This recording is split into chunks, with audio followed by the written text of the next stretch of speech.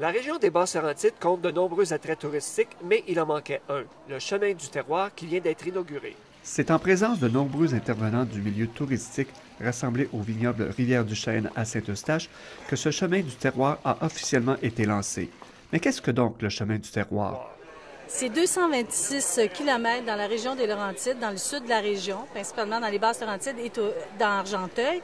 Et pour faire découvrir, finalement, hors des sentiers battus, 30 vedettes, 30 entreprises vedettes. Ce premier circuit thématique permettra ainsi aux visiteurs de se retrouver dans le vieux Saint-Eustache, dans la zone rurale de Saint-Eustache, puis à Mirabel, Saint-Joseph-du-Lac, Saint-André-d'Argenteuil, Brownsburg-Chatham, La Chute et, pour terminer, dans le secteur de Saint-Augustin à Mirabel.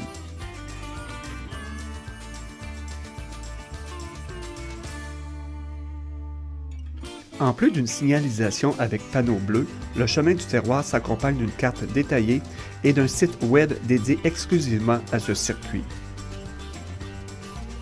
Pour les partenaires associés à ce projet, dont Tourisme Basse-Laurentide et le Centre local de développement de la MRC de Mirabel, le chemin du terroir s'avère un plus pour les Basses-Laurentides. Écoute, ça met en valeur vraiment les produits du terroir. On sait que la région des Basses-Laurentides se démarque principalement par cette industrie-là. Ce qui est bon, c'est vraiment que ça organise la visite des sites. Bien, pour nous, c'est un peu une continuité parce qu'on avait déjà un projet qui est une route du terroir à Mirabel, mais que ce n'était qu'à Mirabel. Maintenant, ça s'élargit au niveau de la région. Et la publicité va se faire internationalement. C'est les meilleures retombées qu'on peut avoir. Aussi, les entreprises participantes estiment que le chemin du terroir sera profitable pour elles. Pour augmenter la visibilité, parce que le principal problème quand on est à la campagne et qu'on a une ferme agrotouristique, c'est qu'on a des problèmes de signalisation.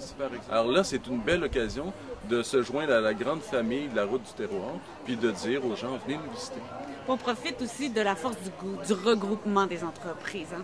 Plus on est nombreux, plus le message est clair. On dit aux gens, venez nous visiter dans notre région. Il y a plusieurs entreprises différentes.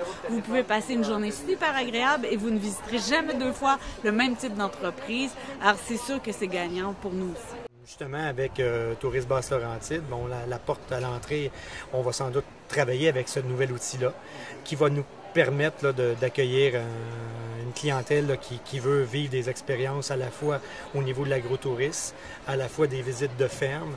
Donc, il y en aura pour les plus grands et les plus petits.